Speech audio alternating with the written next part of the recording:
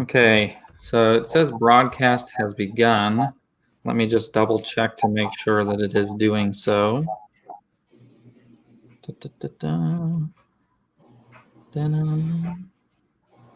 Am I echoing at all?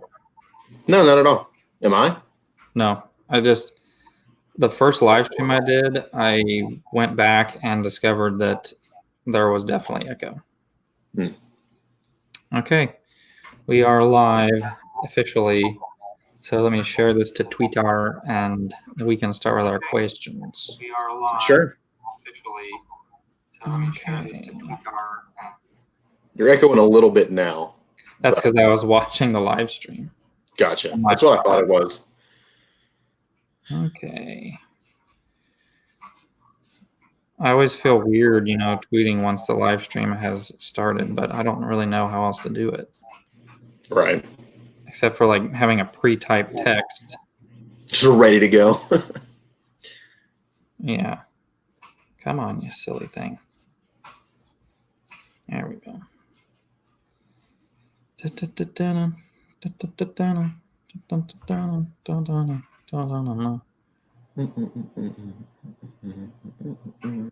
I almost said join used.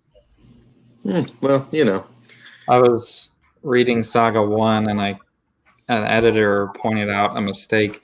I was saying the character donned their hood, but I was spelling it like the dawn, like the sun, and not like donning a pair of clothing. Right. I was like, that's a good catch that I would have never caught because I actually had no idea they were different words.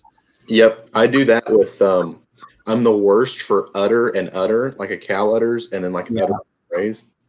I get caught on that all the time.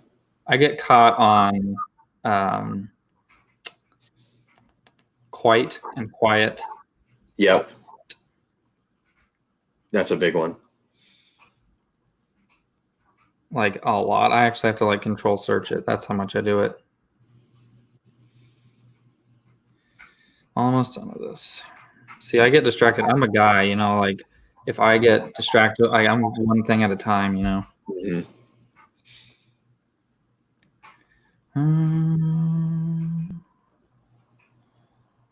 Okay. Do we have anybody? I don't think that StreamYard actually lets me. Okay, no, okay. We don't have anybody yet, so I don't feel so bad. If I was sitting here like this and somebody was watching, I would feel terrible. All right. Did I remember to put the hashtag in there? Let's see. Nope, I didn't. So we're just going to copy this and try it again. Because that's just how I am. I just mess up sometimes. Okay, let's try this again. I like watch Forged in Fire a lot, and I'm like, man, you guys mess up a lot. But I'm like, you know what? They're in the moment, and I get it. Forged in Fire is the competition show, like Chopped, but with weapons and stuff, right? Yeah. So it's like the man's version of cooking shows. I like cooking shows. I do, but my pet peeve with any show like that, where it's a competition, is look, this is not a pity party case. Yeah.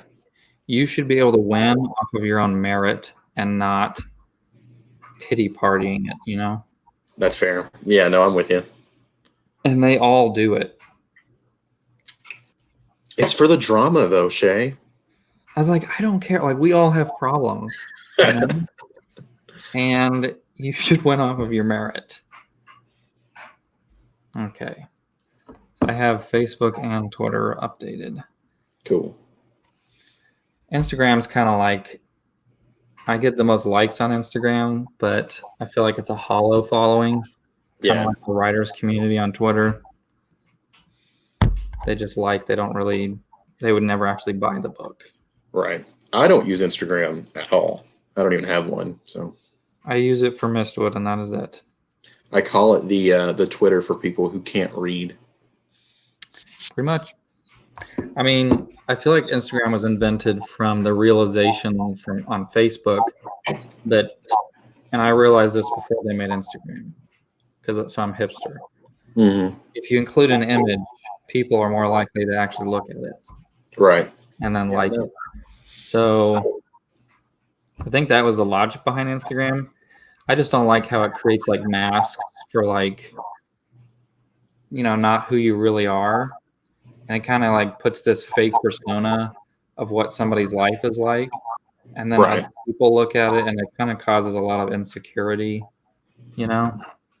like, I follow people on Instagram and my wife follows people on Instagram. She follows Shawn Johnson, that Olympic gymnast, and her husband on YouTube and Instagram. And, if you were just watching their videos, I mean, you'd think that their life was perfect. But, it's not. Right. But most people don't know to separate it.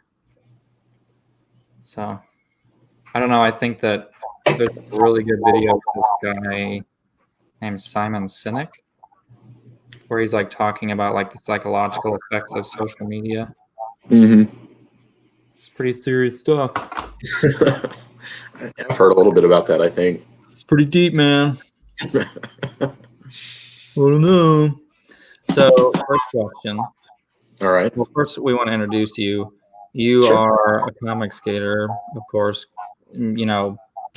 Yeah, I would be comfortable. Would you be comfortable saying? Sure. I mean, you're the one that showed it to me, so Mm-hmm. And you have creative works that you're going to do. Mm-hmm. Right? And I just muted it, and then anyway, it was like echoing. So I was like, I'm just gonna mute it and it'll fix it. And then I was like, but then I'm not gonna hear him. But anyway, how are you doing? Pretty well, hanging in there, trying to fight boredom, but just trying to keep everything. Honestly, the quarantine has given me an opportunity to write more, so that's been really helpful, especially with all the different stuff, as you know, that I've got in the works. Mm-hmm. And I'll ask you more about that later on if you want to talk about it. Sure. Why don't you, just because it's kind of humorous, tell us about your recent injury.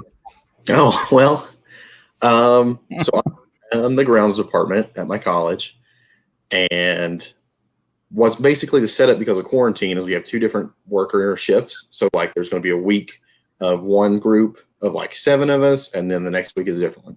So I only worked 2 days a week, Monday and Tuesday, just to get it out of the way.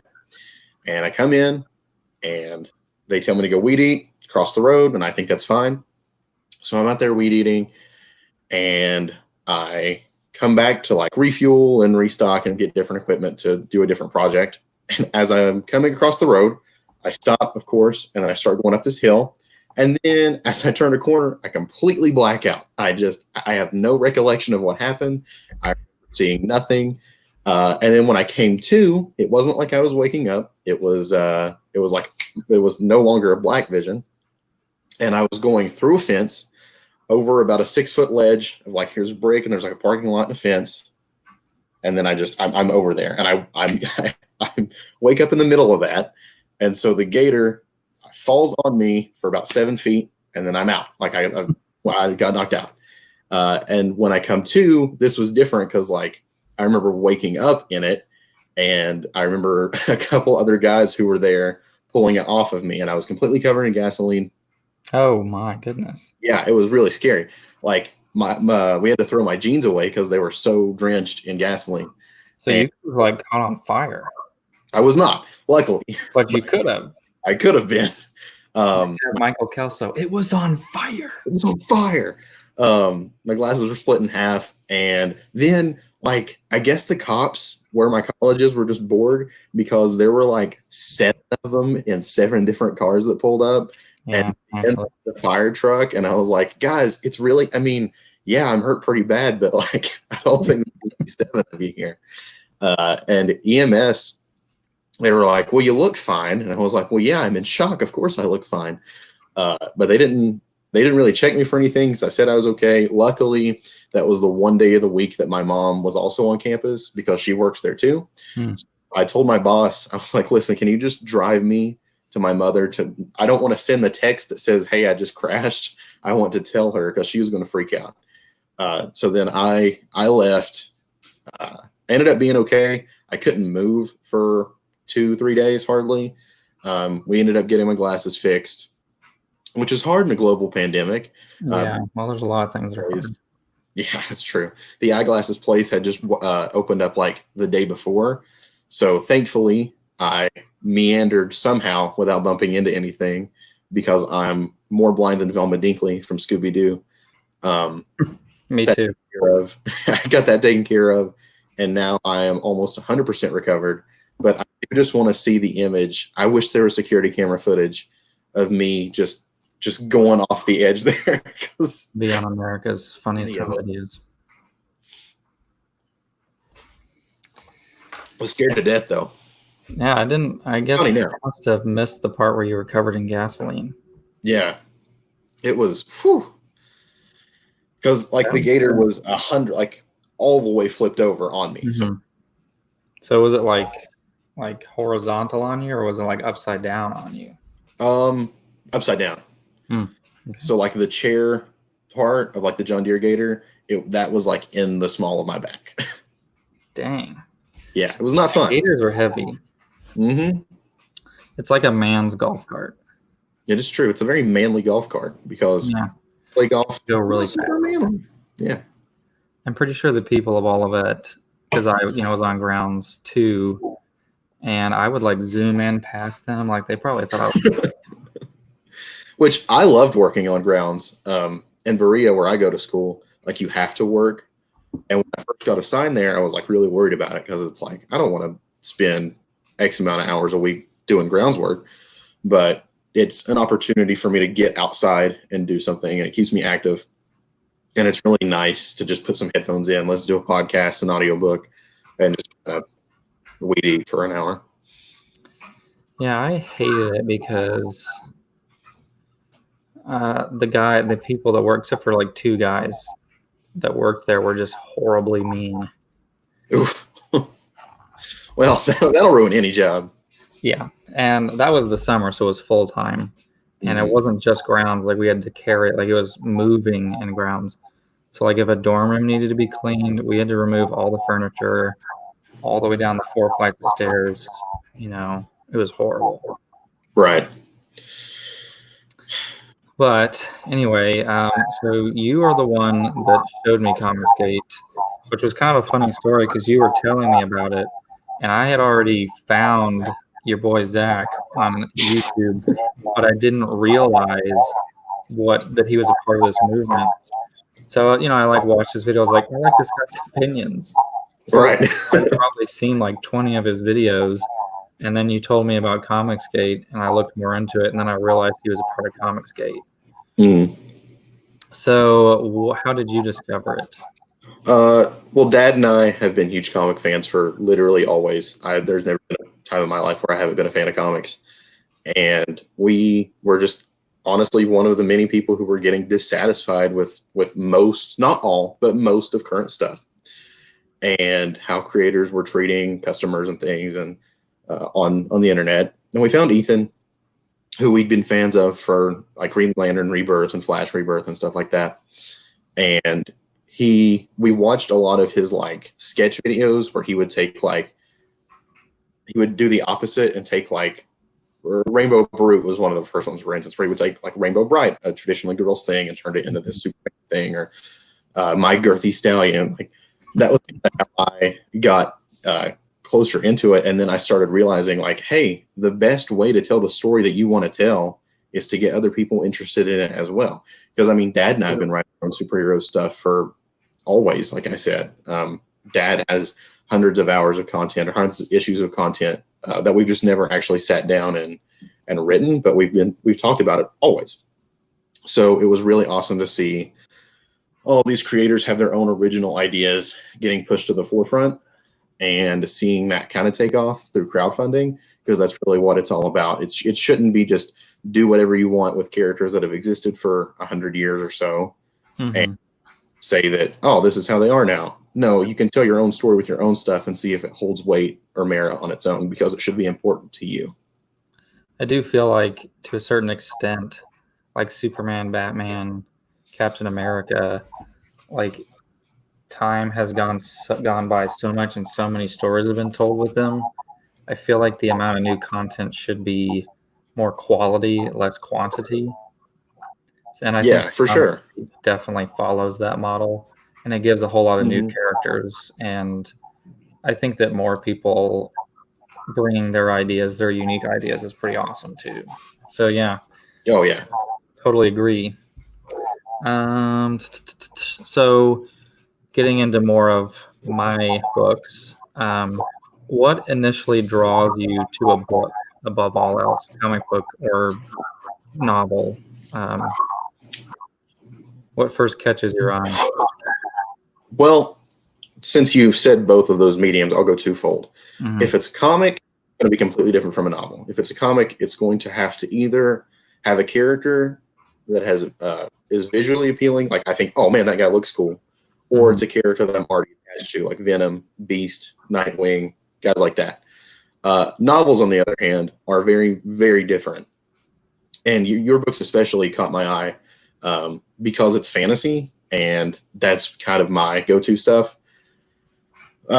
Just on my bookshelves here, I've got not all of, but a lot of R.A. Salvatore's work. I've got Christopher Paolini. I don't know how to pronounce his last name. I think it's Paolini, the Aragon stuff.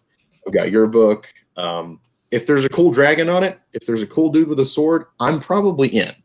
And that's one of the cool things I can say about your book is, even if we weren't close friends like this, I probably would still pick this up and enjoy it. You got a cool, this one, Saga 5, right? 4? 5. There's a cool dude here and an elven archer on the front. Sorry, this is awful. Yeah, Grohl looks pretty epic. Right? So, like, just that alone with novels, because, I mean, I'm a big fiction guy when it comes to novels anyway, and then, like, fantasy especially, that's up my alley. So, it's just me, though, for my opinion.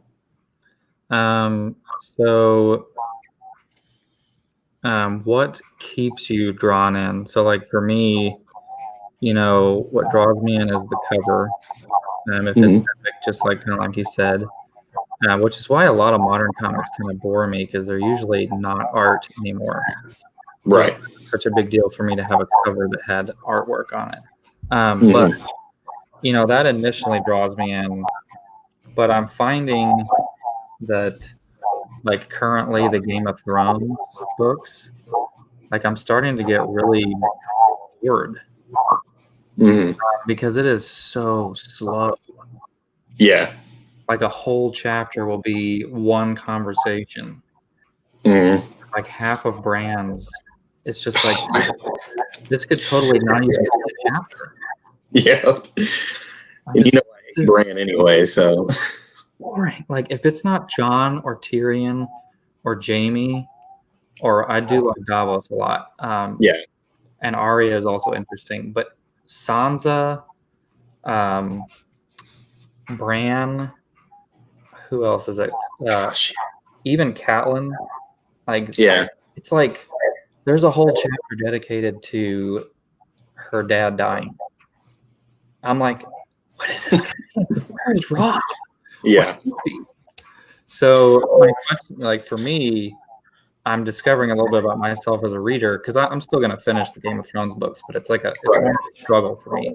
Well, you might finish them and then he might die, so we'll see. Yeah, well, yeah. But I'm finding, for me, what really draws me in is dadgum, is a fast-paced plot that has action and, like, suspense kind of built into every chapter somewhere.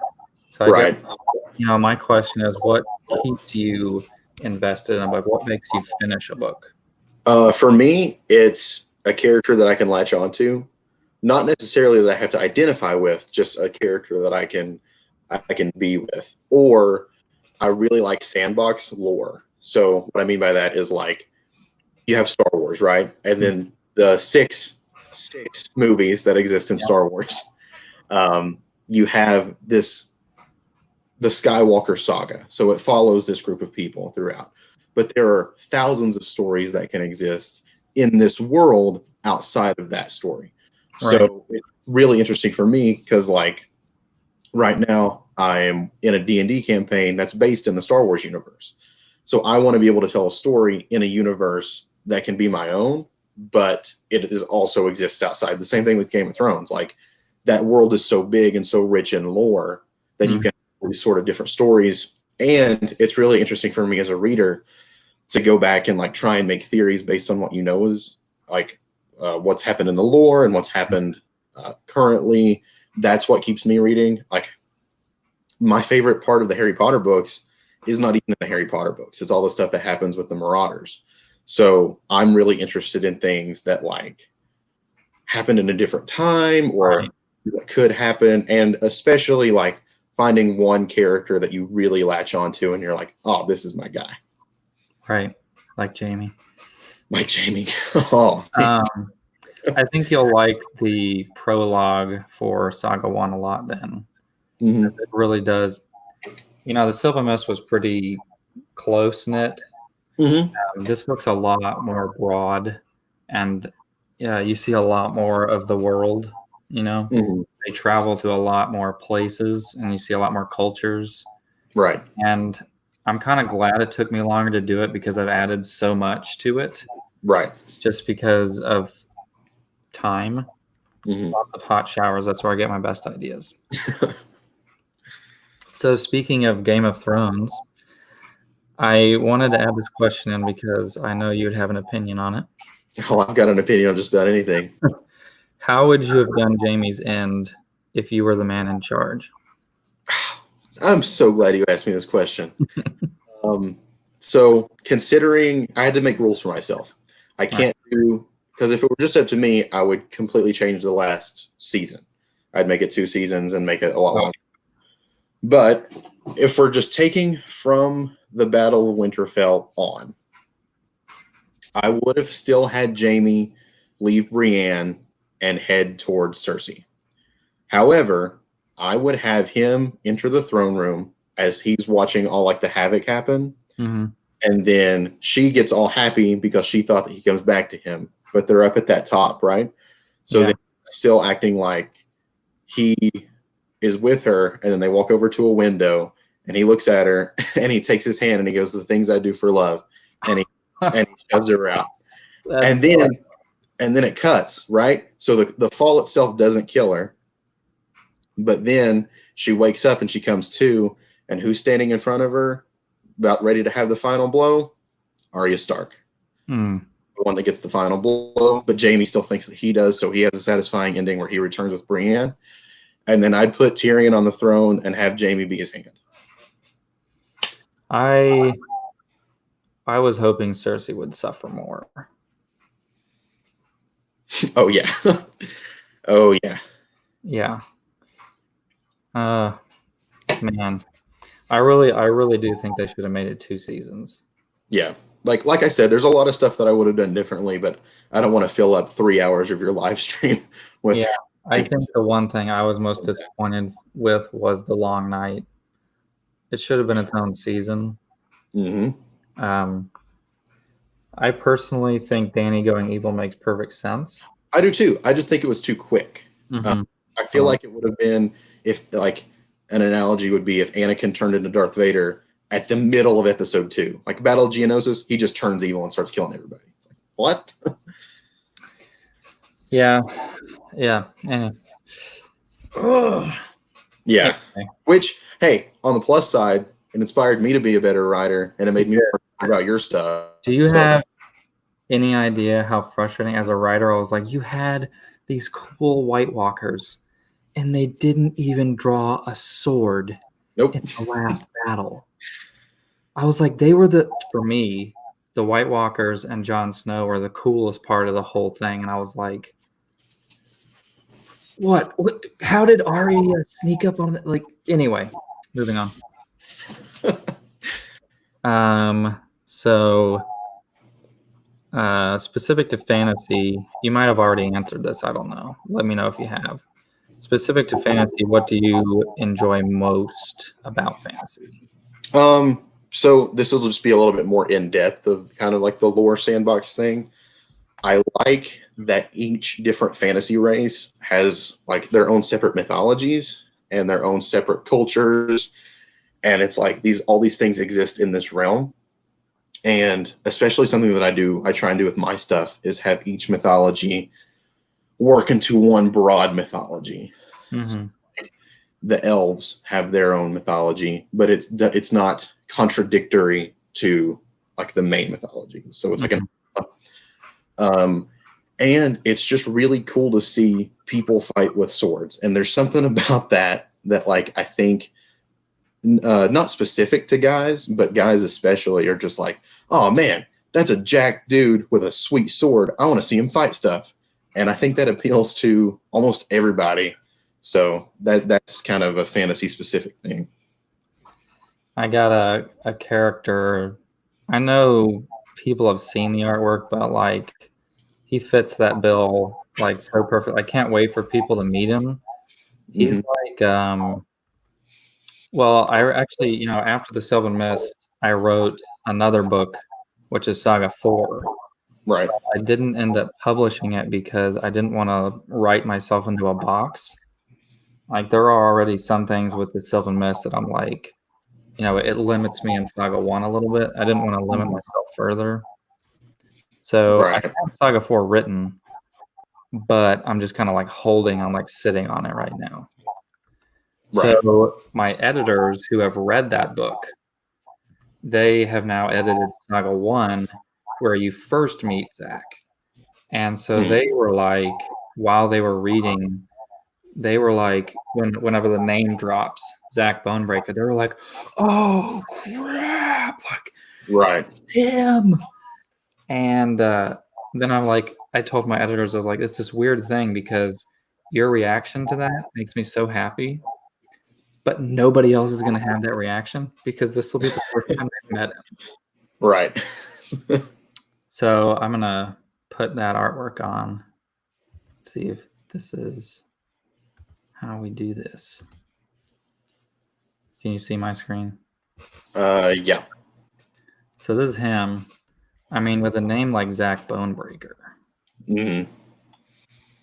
I love that armor too. Oh, I love the shimmeriness of it. Mm-hmm. So weirdly enough, his face is based off of Jason Momoa. Right. I can get that a little bit. But without the long hair, it looks like a totally different person. Mm-hmm. And this sword is actually based off the sword that I own. Oh, okay. And it's actually, it seems like an ordinary sword, but it's not. But we get to that in Saga 2. I'm not really usually a fan of really unrealistic helmets. No, I love that. But I'm like, you know what? It's fantasy. Who cares?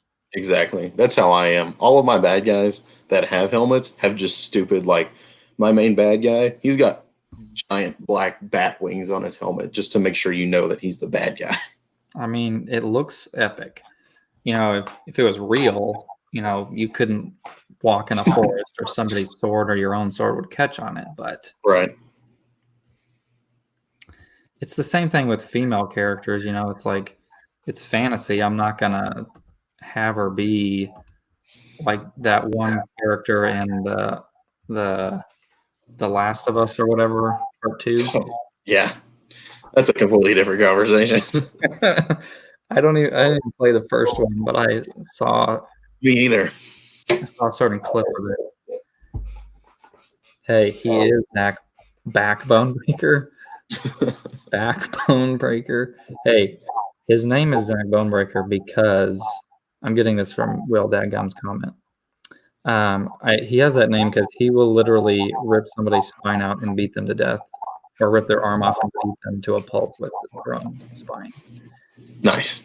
He is, orcs kind of have like a supernatural strength in my books sometimes, Hmm. and he's a bit unhinged. He's honestly my favorite character to write because he's so brutal, Right. and he's a butthead. He's kind of like a mix between the Punisher and the Hound. And the who? And the Hound. Oh yeah, okay. Yeah, no, nothing wrong with that. But I made his character before I knew, like before the shows existed. Right. All right, so you have probably been one of the two people that are most invested in my work. What would you say draws you to it? I know that part of that's because we had a very long conversation where we shared each other's ideas, Right. but I've had conversations like that with a few people, and usually how it goes is that person is so consumed with hearing their ideas that they don't really listen to my ideas. Right. That wasn't you. I feel like we both shared ideas equally. Hmm. I'm Yeah, like me too. one of those people you actually read my book and are like Yeah. a fan. So I guess my question is,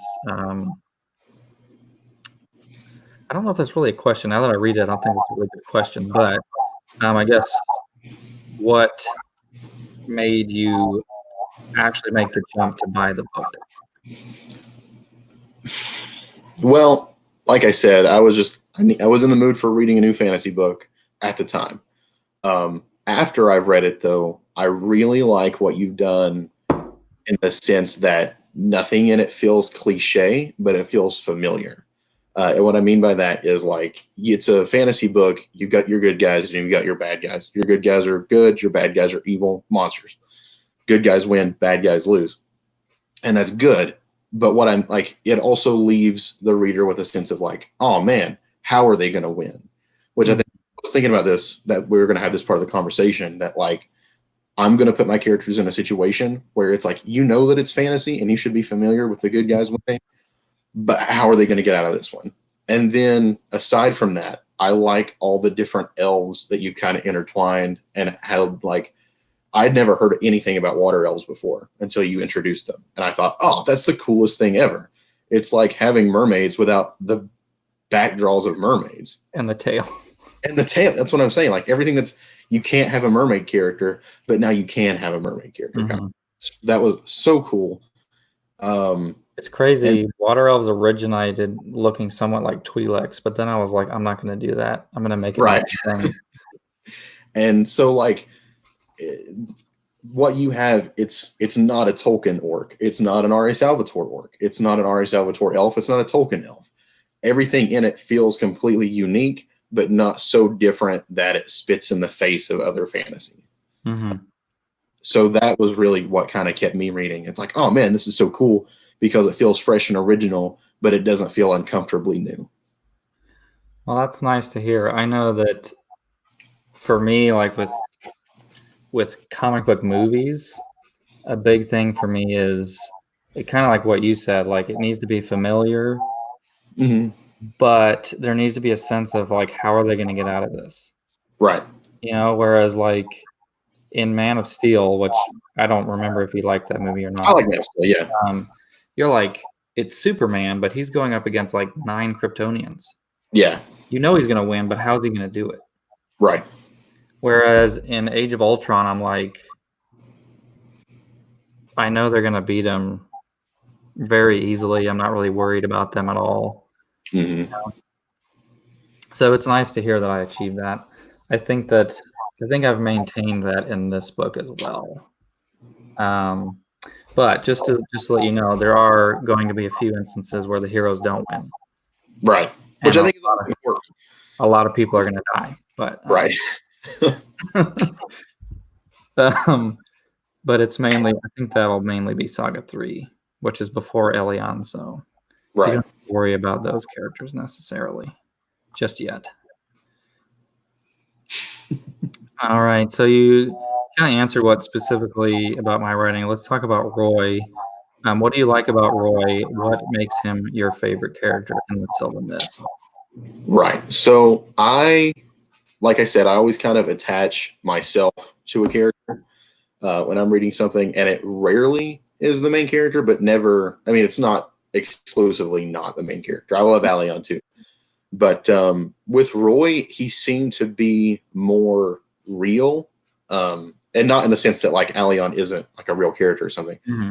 Allion always kind of felt like he was thinking about something elsewhere. He always kind of had, oh, what am I going to do next? What am I going to do? And he always was just super not happy and optimistic, but just really had a lot of positive kind of Right. things. And Roy was in the like very in the here and now. It's like, no, we've got to fight. We got to do this thing. And it's been a hot minute since I've read it all the way through. So if once I give it another read through, which I do plan to do, I can like give you specific instances where he's done this. But Roy just felt like he had his head in the game the whole time, and he was ready to fight for the greater good, but he wasn't on some sort of side magic quest where he was supposed to be the inherited ruler of something or another. Roy was just like, no, we got to fight the bad guy, and I'm just a guy that has to do it. Yeah, it's funny because Elion and Roy are like the two sides of the coin of myself. Mm-hmm. Elion is the more optimistic, upbeat kind of version of myself, and Roy would be more of like the darker, more practical and realistically pessimistic version of myself. Right. And they're going to continue down those paths. Definitely. I don't want to spoil anything, but I got big plans for both of them. I'm ready for him. Yeah, it's Roy is what I've had planned for him has changed a few times, but I think it gets better every time.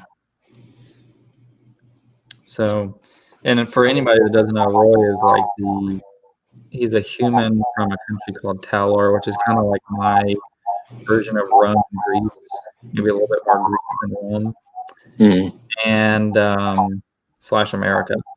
And he's kind of like an assassin, if you will. Like that's kind of like his specialty. You know, if you were playing him in Skyrim or D&D, he'd be probably like a fighter rogue. Yeah. Richard kind of looks a lot like how I envision him. Mm-hmm. So Rob, but with the hair grown out, not cut short. But yeah, I initially based him on his character, and I'm going to butcher the pronunciation because I have no idea how to pronounce it. Artemis and Trary from Dritz books. Yeah. He was initially what he was based off of, but he's kind of evolved a lot more from that since right. then. So is there anything you'd like to say about your own works? Because why not? Well, as I am working on a lot of different things, but I think that you're most familiar with The Pearl Serpent, which is the first book in my Paladin Saga. And that name isn't going to make a lot of sense for the first 3 books because the first 3 are completely separate, not completely separate, but kind of self-contained. So the rest of the 7, like the other 7. So if you just wanted to read the first 3, you could get a fun little adventure romp out of it until the end where things get super dark. But like from 4 through 10, it's much grander. It's a much grander scale. I've been thinking about this since I was like 13, so like 6 years.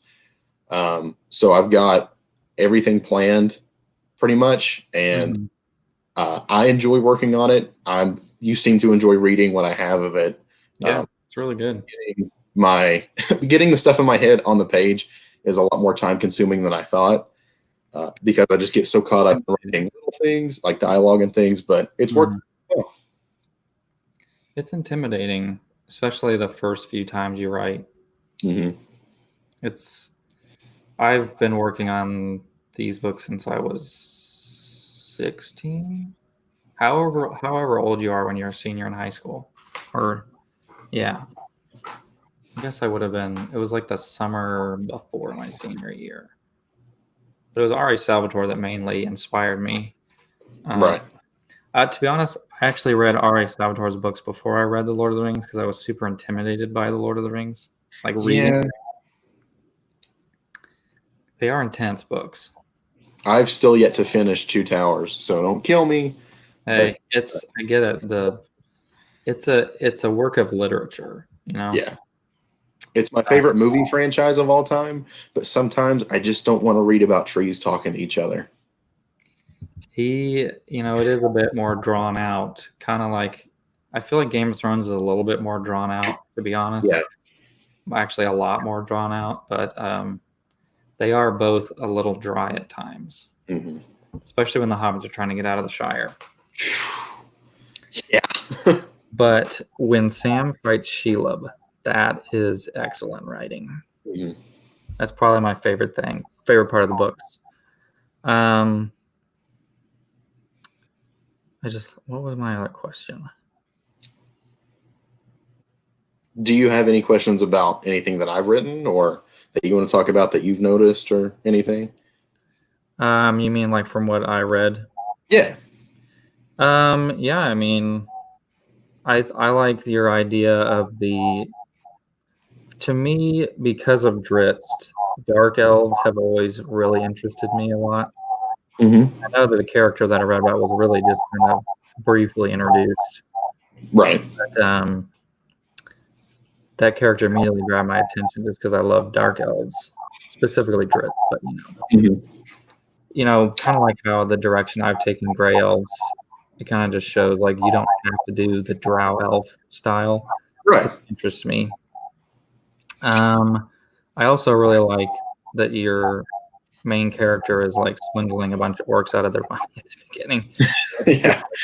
I wanted to when I started the book, Alakade goes on like he's developed through so many different stages, but when he starts, he's really supposed to be more of like a Han Solo, Will Turner kind of guy, hero.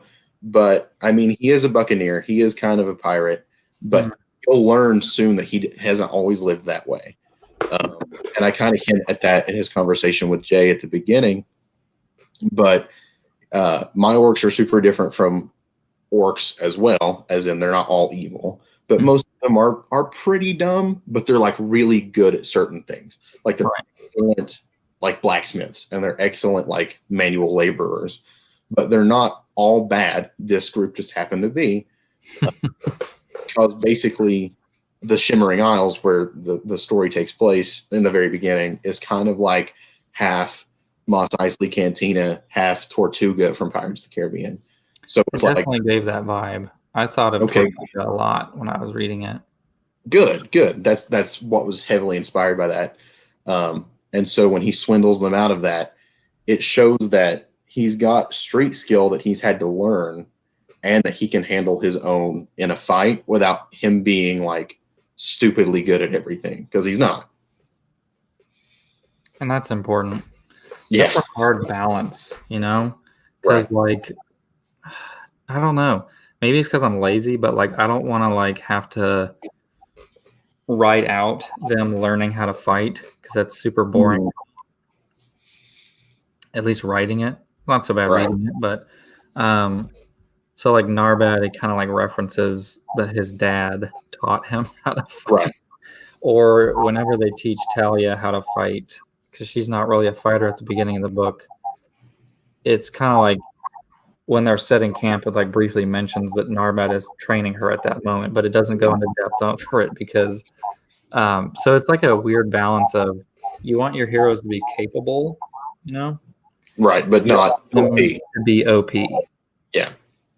So I do a little bit of tricks like that too when I write. Like I'll do like a time jump of like a week, and it's like they've been working on specific skill, and like at the beginning, Alakade just fights with a sword or like his throwing knives. And then right where you left off, I think I wrote a little bit in between where you left off, but they're about to fight again. And Lady Silverbow obviously has a bow. Right. And then Jay has like the ceremonial dagger, but he's not really great at like hand-to-hand fighting because he's a politician, kind of bourgeoisie, wealth kind of guy. So he knows how to defend himself, but he's not really ready for this fight. Yeah, and I think it's really good to have characters that aren't fighters. Yeah. I find that I don't know. I really identify with those characters a lot. So like Zipes Longroot Yeah. in the Sylvan Mist. I mean, he's a gnome, but he's still a good fighter for the most Mhm. part. But in Saga 2, that's when you meet him, and Right. he is kind of like a bumbling idiot. He Mhm. trips over himself a lot, and he's kind of like kicked out of places because he failed at some kind of alchemy experiment or something, and it blew up their house or something.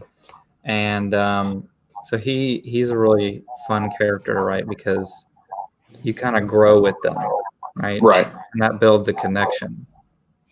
And Zipes, if I'm not mistaken, when you do meet him, he never is like a hand to hand or like a weapons fighter. He uses all sorts of, like you said, alchemical, like not potions, but like this berry mixed with this berry creates an explosion, and I can throw that. So he's never like, aha, I have a great sword, and he's a gnome. He's not gonna do well against an army of orcs, but he knows That's the thing. he knows what he's good at. I kind of wanted to make a warrior herbalist, you know? Mm-hmm. So like he has like the fire salt dust, he has the explosive berries, which he discovers in Saga 2. Because I wanted him to be different. Because I mean, gnomes are like my gnomes are probably about as tall as my son Henry is right now. Right. Like 2.5 feet tall. Like so their arms are probably like this long. Right. So his claymore is probably the size of a human short sword. Right. Because there's not really going to be a lot of weapons for gnomes sitting around. Right. But he mainly relies on his utility belt of herbs, Right. especially in he's a lot of comic relief in Saga 2. I just built in a lot of culture into him. So, Mm-hmm. like I made it to where that was like a delicacy where gnomes it's like a delicacy to eat these giant clams testicles. And so like he's Nice. making dinner with these clam testicles and I'm just like what? You gotta have comic relief and Oh yeah. mine usually comes in the form of dwarves or zipes. Mm-hmm. I have a dwarf in Saga 1 that farts a lot. Not a Nice. lot. Maybe once every 100 pages. I mean, if you're gonna put us somewhere, it's got to be with the dwarf. It's like they don't dwarves are honestly my like second favorite race because Mm-hmm. they're just like I don't care. I'll Right. do what I want. Which is interesting because dwarves. I haven't decided this yet, but in my stuff, dwarves either never existed or went extinct. I Mhm. got that from Skyrim. How like you have to travel through all those ruins and things. Right. But I have trolls that almost fit that description. They're almost Jim Henson looking goblin things. They're about 4 feet tall. They've got really long arms and really short back legs, so they like move like chimps a lot. Hmm. And they're really good at like blacksmithing and machinery. But they all live underground, like dwarves. But they're not like this proud warrior race. They're just good at like tinkering and things. So the crew will meet one soon-ish as to like somebody to run the ship and keep everything set to stuff. But they're super different from dwarves because as much as I love dwarves, this has a different kind of tone than that kind of fantasy. So Right. I love getting new dwarf stuff from your stuff. Like I love Terran and things because it just doesn't really fit in the world that I've created. Right. They are a very earthy Mm-hmm.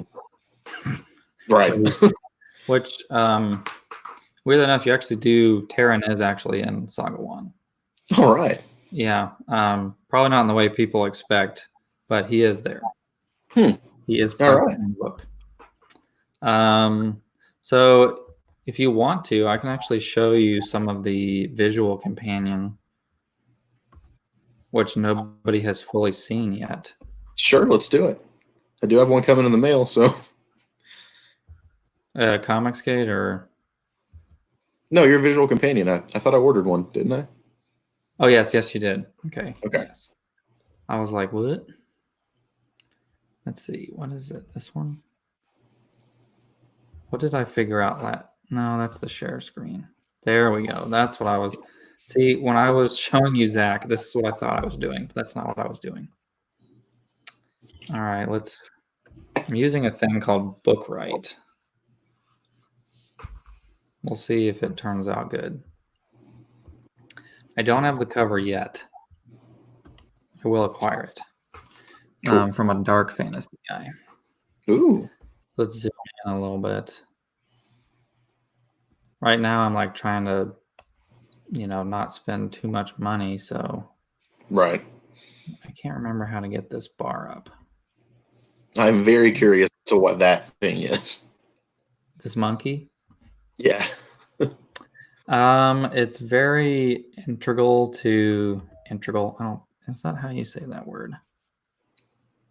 There's a way to get this bar, and I don't remember how to do it. I think so. Integral? I'm just probably mispronouncing it.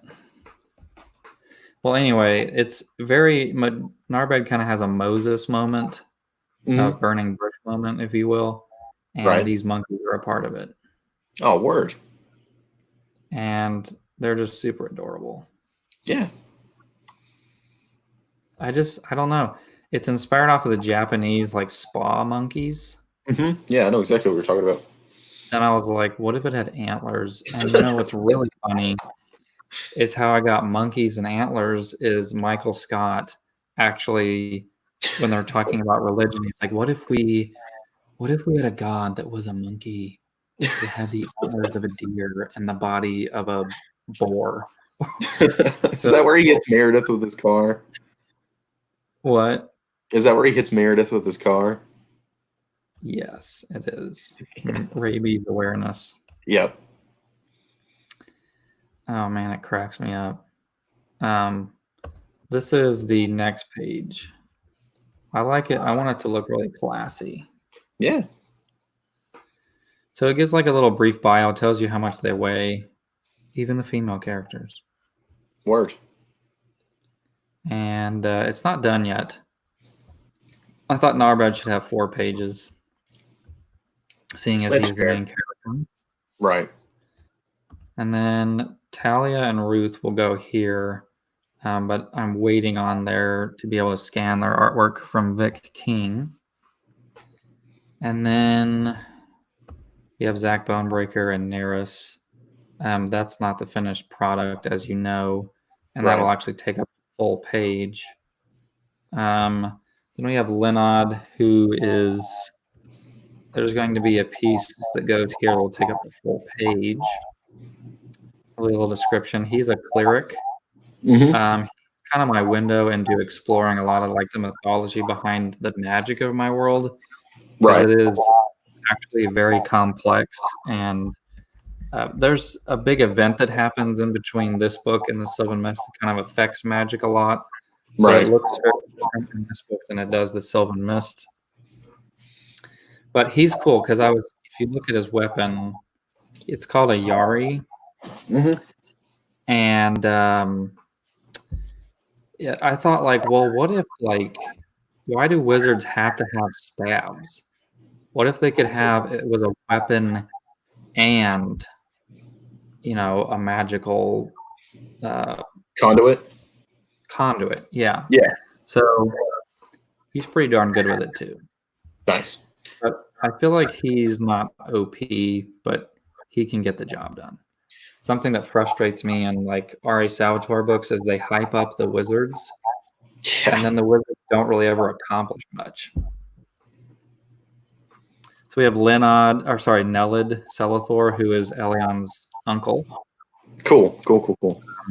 So you get to meet him, and I don't know if you ended up reading the Tower short story collection, but Elion does actually reference his uncle, Nelid, because at that point, Nelid is like the leader, or he's like somewhere high in the government of Neldorath, the half-elven city. Right. Which is actually my favorite piece that Avery Butterworth, I don't know if that's his real name, did. I don't know. He looks like an elven Rambo. He does. It's pretty sick. I'm a I'm big having fan. it's gonna go here, but it's Nelid with his sword drawn, with Elline here, fighting a Wendigo, and it's Oh, gonna be okay. Elline.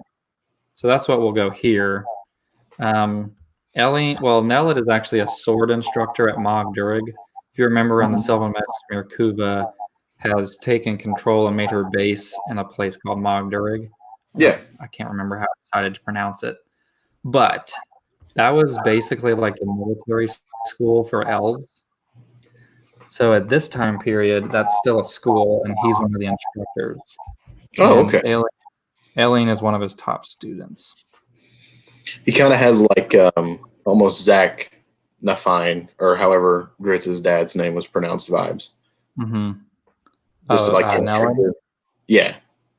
I love Zach. Oh my Me too. gosh. The spelling of Zach is what made me decide the spelling of Zach Bonebreaker. The ZAK. Yeah. It's the ZAK.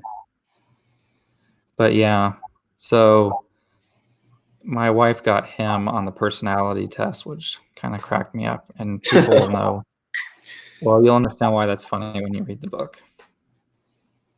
Well, I think it's funny because I know her. I said I think it's funny because I know her. Yeah. Well, you know, I think she answered I think if most people answered the quiz very honestly, they'd probably get him as a character. Mm-hmm. I got Talia, right? You got Talia. I know it's like spelt weird, but I still pronounce it Talia. I just like the way that Talia looks better this way. Mm-hmm. I got you. That's her. And these two are siblings. Right. She is honestly probably the most human of the characters. I think that a lot of people are really going to like her. And I think that he's probably the most like Roy. His name is Ruth. He's probably the most like Roy. He's very, let's get it done. Let's look at this practically. Right.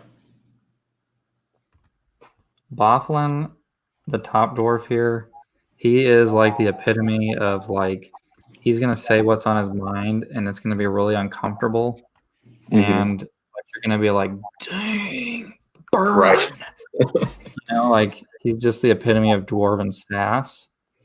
And then Ragni's kind of like his dumber cheerleader brother, I guess. Right. I love the name too because I can tell that it's Norse inspired, and I love that for dwarves. Well, yeah, a lot of them I know are. everything is, but that name especially. Yeah. Ragni his beard is supposed to be long enough to where when he bends over, it touches the ground. Word. So next we have Tima or Tima. I haven't really decided on how I want to pronounce her name. Now the weird thing is, originally this was going to be. I had this made with the intention of being another character completely. In fact, it was a gray elf. But I was looking at it, I was like, you know what? The skin is not gray. The hair is more blonde than white. And they have the same weapons. So I'm just going to say that it's this character because it really doesn't look like the character it was supposed to be. Right. But I still love the artwork. Yeah, like the art's great, but I get what you mean. She's kind of the quiet but strong type. Mm-hmm. She's more of an assassin, very quiet. Right. She doesn't say too much. Then we have the Florgak, which I don't even remember how I came up with that name.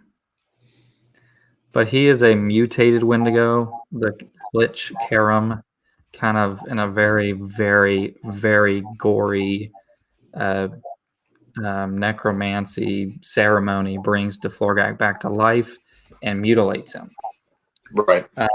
So Wendigos are from Native American mythology. Right. And this is what they look like in mythology. But I wanted just regular Wendigos to look different. So he's like the evolved version. And actually, cool thing about him, and I don't really care if this is too sci-fi, I just wanted to do it. He has, in his fully evolved he has like dark side eye beams that are white, and he can control where they move and zigzag and everything. I don't know. It's just what I wanted to do. I like it. It's scary enough. So, do your Wendigos do the whole eat a heart thing? Eat a heart? Yeah, because like the myth is like eat a heart. Right. The normal Wendigos kind of don't. They're kind of like my version of Oricais, if you will. Right. Yeah, I got you. But they look nothing like Oricais. But this guy does. Okay. Whenever he's born, it's very intense. He's kind of like the mythology of a Wendigo.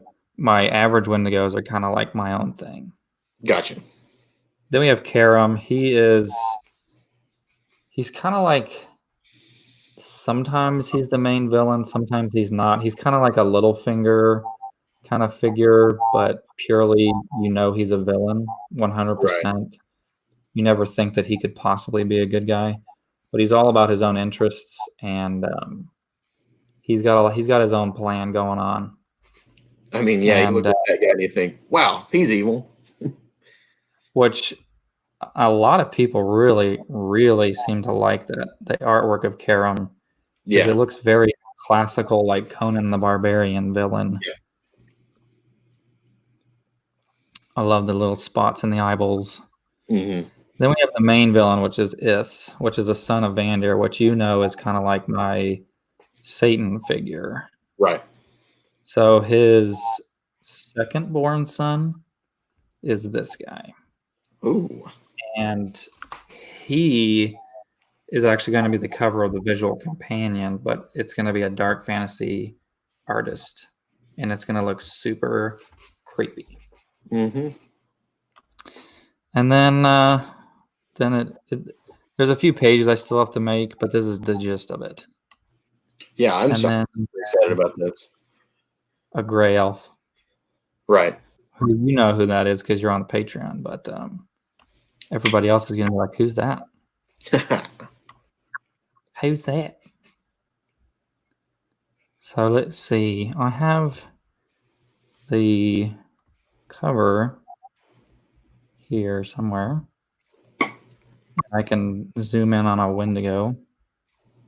Or maybe I don't. Maybe it's in here. It's labeled Saga 1, so that would make sense.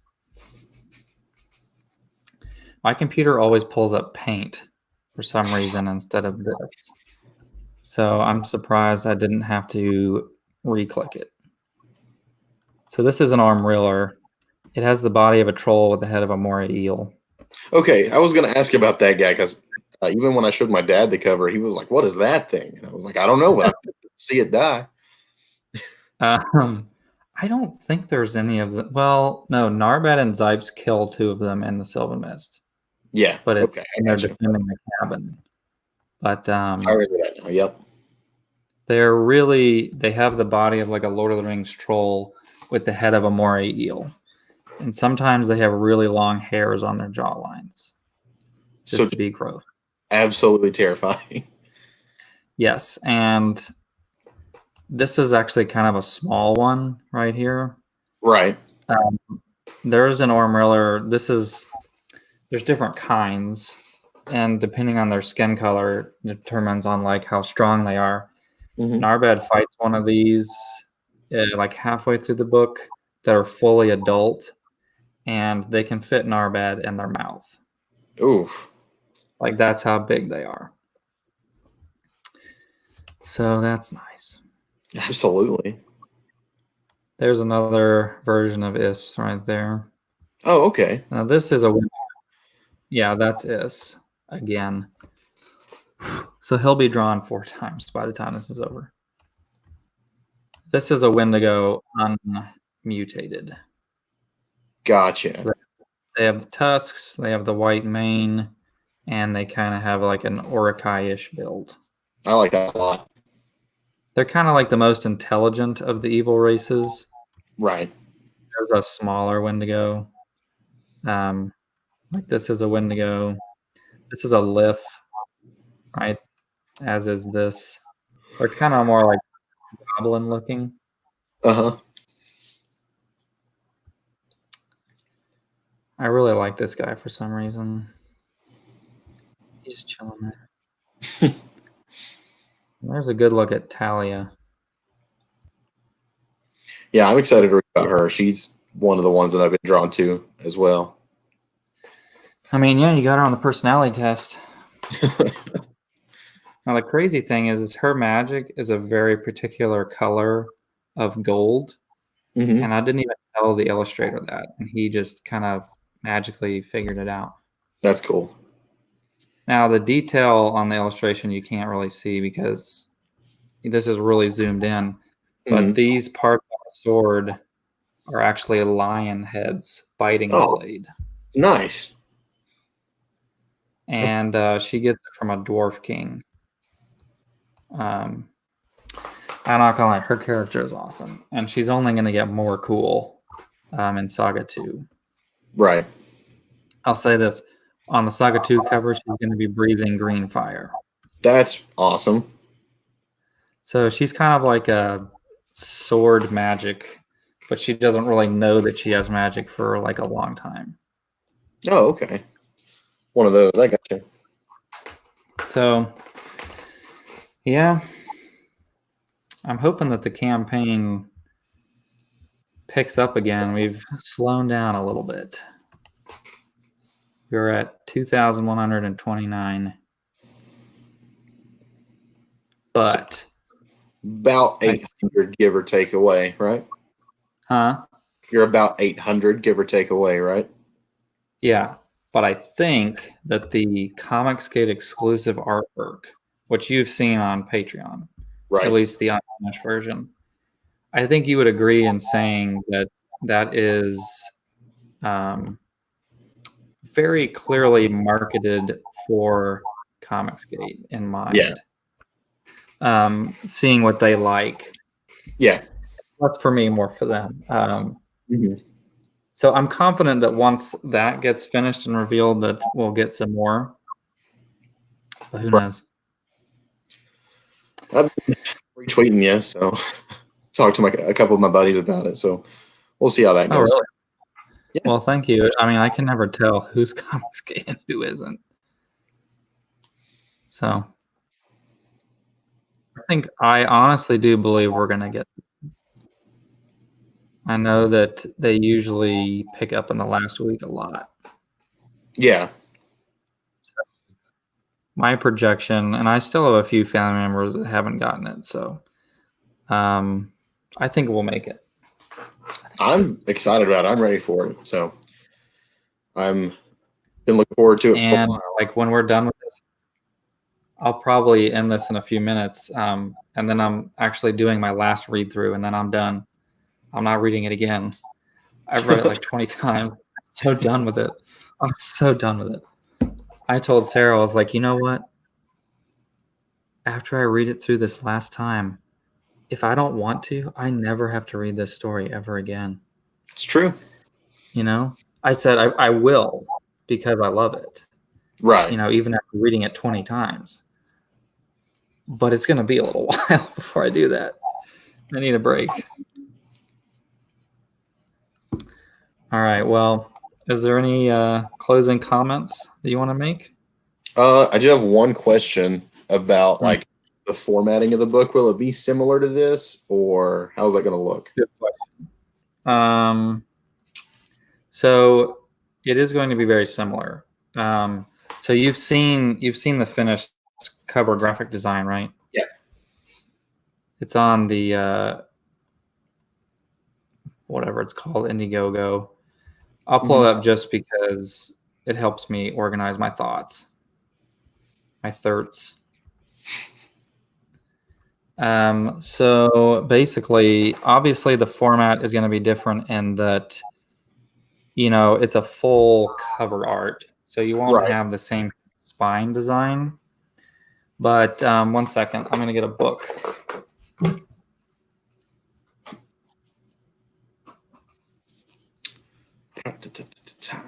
So it'll be about, you know, this thick. Okay. I'm gonna tell the formatters like it cannot be any longer than 600 pages, which is pretty much the thickness of this book. So it's Right. going to, in fact, it's actually the same dimensions. Okay.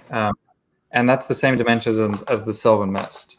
And that's partially why I can't just publish it on Amazon and stuff, because it's a very specific trim size Okay.